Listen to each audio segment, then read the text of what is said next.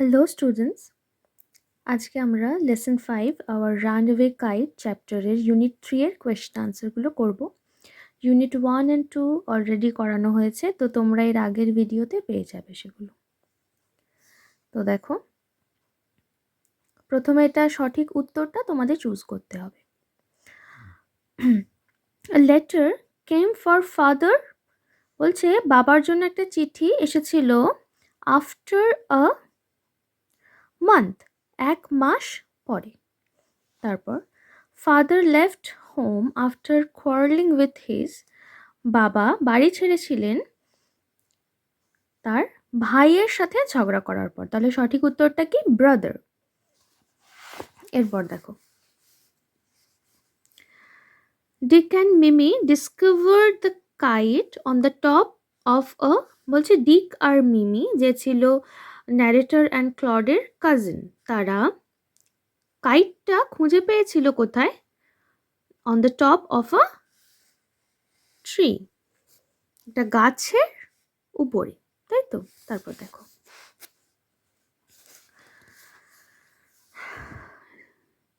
Person who sent the letter, বলছে চিঠিটা কে পাঠিয়েছিল, সেই ব্যক্তিটার নাম লিখতে হবে। তাহলে আন্ট এস্থর চিঠিটা পাঠিয়েছিলেন। তারপর name of aunt Esther's mother, aunt এস্থরের মায়ের নাম লিখতে হবে কি?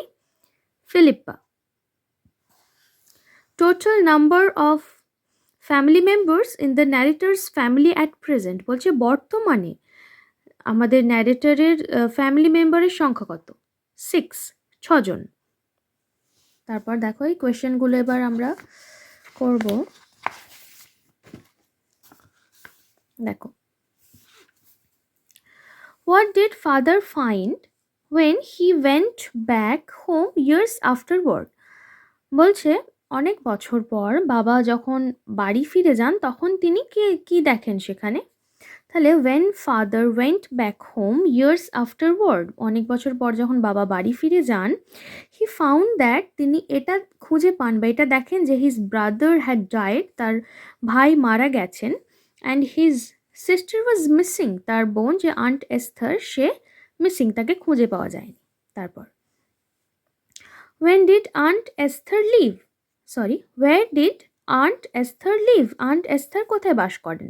তাহলে Aunt Esther lived hundreds of miles inland, বলছে তাদের যে মূল ভূখণ্ডে তাদের যে আইল্যান্ডে তারা বাস করেন সেখান থেকে 100 মাইলস দূরে। তারপর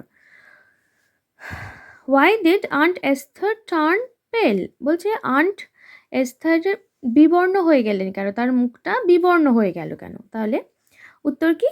aunt Esther turn pale seeing the letter stuck on the kite, বলছে সেই ঘুড়ির সাথে যে চিঠিটা আটকানো ছিল সেটা দেখে আন্ট এস্থর তার মুখটা বিবর্ণ হয়ে গেল। কারণ কি? It was the same letter, এটা ছিল সেই চিঠিটা যেটা she had once written to her brother, যেটা তিনি একবার তার ভাইকে লিখেছিলেন। And the names Claude and Philippa were those of her parents, এবং অ্যাকচুয়ালি ওখানে লেখা ছিল, নাম লেখা ছিল ক্লড এবং ফিলিপ্পা, যেটা কি তার বাবা মায়েরও নাম, আন্ট এস্থরের বাবা মায়েরও নাম ছিল, তো সেই কারণে। তো এবার আমরা গ্রামারটা করি। দেখো, শঙ্খ লিভস ইন আলিপুরদুয়ার, এটাকে তোমাকে হোয়ার দিয়ে কোয়েশ্চেন করতে হবে।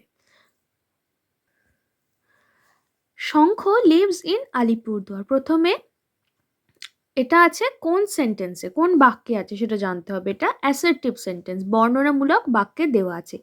এটাকে বলছে হোয়ার দিয়ে কোয়েশ্চেন করতে হবে, মানে ইন্টারোগেটিভ সেন্টেন্সে এটাকে তোমাকে চেঞ্জ করতে হবে। তাহলে প্রথমে আমাদের জানতে হবে যে কিভাবে, how to make a question, কিভাবে প্রশ্ন বানাবে, তার ফরম্যাটটা কি সেটা জানতে হবে। তো চলো দেখে নিই। প্রথমে প্রশ্ন করতে গেলে এখানে হোয়ার দিয়ে কোয়েশ্চেন করতে বলেছে, তাহলে হোয়ারটা কি? একটা WH ওয়ার্ড, যে সমস্ত ওয়ার্ড WH দিয়ে শুরু হয় সেটাকে বলা হয় WH ওয়ার্ড, তার মধ্যে কিন্তু হাউ ওয়ার্ডটাও পড়ে, ঠিক আছে? তো প্রথমে সেই WH ওয়ার্ডটা লিখে দেব, তারপরে আমরা অক্সিলিয়ারি ভার্ব লিখব, তারপর যে সাবজেক্ট সেটা মেন ভার্ব বা প্রিন্সিপাল ভার্ব, এবং তারপর অবজেক্ট অ্যান্ড আদার্স লিখে দেব। তাহলে চলো দেখা যাক। তাহলে হোয়ার দিয়ে কোয়েশ্চেন করতে বলেছে, তাহলে কি হবে? তাহলে হোয়ার প্রথমে বলছে শঙ্খ আলিপুরদুয়ারে বাস করে, তাহলে এটাকে আমরা প্রশ্ন করব কিভাবে, যে শঙ্খ কোথায় বাস করে, তাই তো? তাহলে হোয়ার ডাজ শঙ্খ লিভ। কেন এরম হলো দেখো, প্রথমে আমরা এখানে হোয়ারটা লিখে দিলাম WH ওয়ার্ড, তারপর ডাজ কেন হলো, কারণ এটা কি সেন্টেন্সে আছে, এটাকে টেন্সটা চিনতে হবে। শঙ্খ লিভস ইন আলিপুরদুয়ার, এটা আমাদের সিম্পল প্রেজেন্ট টেন্সে আছে। তাই আমরা জানি সিম্পল প্রেজেন্ট টেন্সে কি কি অক্সিলিয়ারি বসে, ডু, ডাজ, তাই তো? যেহেতু শঙ্খ এখানে থার্ড পারসন সিঙ্গুলার নাম্বার, তাই এখানে আমাদের ডাজ হলো, অক্সিলিয়ারি লাগবে। তো হোয়ার ডাজ শঙ্খ লিভ, তারপর লিভটা এখানে কি পেন ভার্ব, তো এরমভাবে করতে হবে। তারপর দেখো, they have gone to a picnic, তারা পিকনিকে গেছে, এটাকে তোমাকে হোয়ার দিয়ে আবার কোয়েশ্চেন করতে হবে, মানে আমরা প্রশ্ন করব যে তারা কোথায় গেছে, তাহলে হোয়ার হ্যাভ, এখানে অক্সিলিয়ারি হ্যাভ অলরেডি দেওয়া আছে, তাই আমরা হ্যাভটা লিখে দিলাম। Where have subject they, main verb gone, ঠিক আছে? হোয়ার হ্যাভ দে গন, তারা কোথায় গেছে। এরপর I went to school yesterday, did they question করতে বলেছে, তাহলে আমি গতকাল স্কুল গিয়েছিলাম, এখানে ডিড দিয়ে আমি এখানে কোয়েশ্চেন করছি। দেখো, didn't I go to school yesterday, question mark, শেষে কিন্তু কোয়েশ্চেন মার্কটা তোমাকে অবশ্যই বসাতে হবে। আমি কি কাল স্কুল যাইনি, বলছে আমি স্কুল গিয়েছিলাম কালকে, তাহলে আমি প্রশ্ন করবো যে আমি কি কাল স্কুল যাইনি, ডিড নট আই বা didn't I go to school yesterday. তো এটা দেখো, তিয়া স্টাডিজ ইন ক্লাস 10, হুইচ দিয়ে কোয়েশ্চেন করতে বলেছে, বলছে তিয়া ক্লাস 10-এ পড়ে, তাহলে আমরা হুইচ দিয়ে প্রশ্ন করব কি, তিয়া কোন ক্লাসে পড়ে, তাহলে which class, which class does Tiya study in, যেহেতু এটা সিম্পল প্রেজেন্ট টেন্স তাই জন্য আবার ডাজ হলো অক্সিলিয়ারি ভার্ব, তাহলে হুইচ ক্লাস কোন ক্লাসে তিয়া পড়ে। তো লিখে নিও তোমরা।